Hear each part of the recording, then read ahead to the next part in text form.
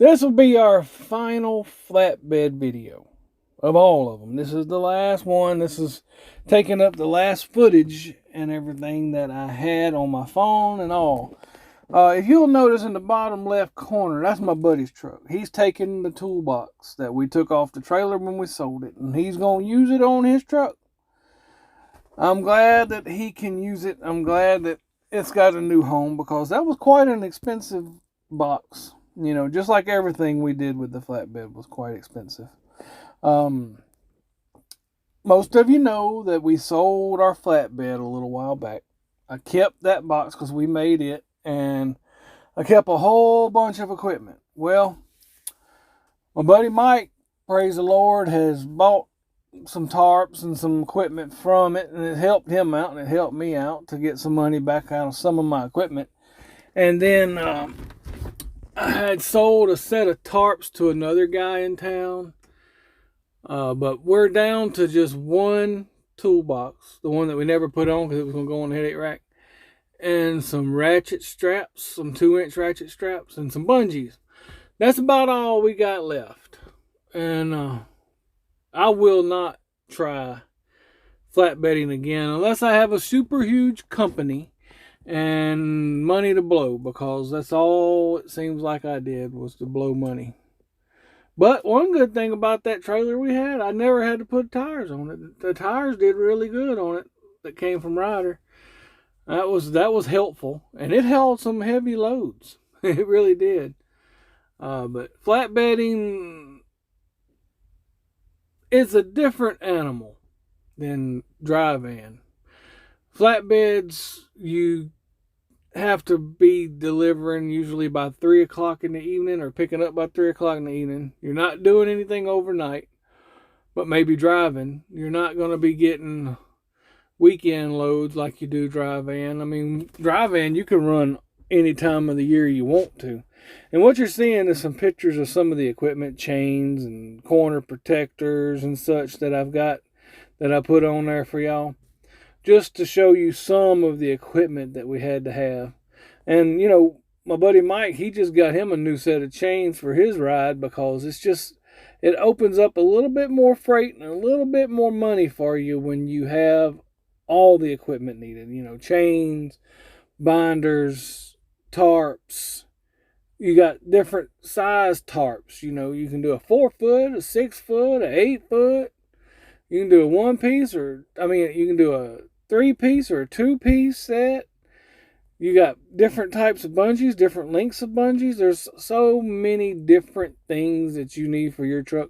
You need to find the stuff that you want to haul regularly, and then whatever equipment you need for that type of stuff is what you need. Now, that load that you're seeing, other than the bug guts, is a load of firewood that I did coming back out of New Mexico. It was a pretty cool deal, but tarping it and all that stuff. Look, them tarps ain't no joke. I can do some work, but when you get up on top of that load and you're stretching that tarp and throwing them tarps around, you got to be careful. And to be honest, that's one of the reasons why I dropped the flatbed. You know, I tried it for a couple weeks, and I got a load of lumber up there in Nashville, and it was really uneven on top. And I could have took a spill and hurt myself permanently, or kill myself, because when you're stepping on that tarp, if that load's on, you don't know where stuff ends and where stuff don't. You're taking a gamble. You're taking a risk with your health and your safety up there. And if you're not agile enough, you could twist an ankle, you could fall down, and, you know, if you have anything like high blood pressure or diabetes, you could get dizzy up there and then fall down, and you're done. You're just done, and there ain't nothing nobody can do about it. So the money is good on the loads, but you get less loads. You have to be more strategic in your load planning. You have to have extra equipment. And all in all, a single operator running flatbed, he can do good. Especially if he plans on sleeping in the truck a lot and staying out over the weekends.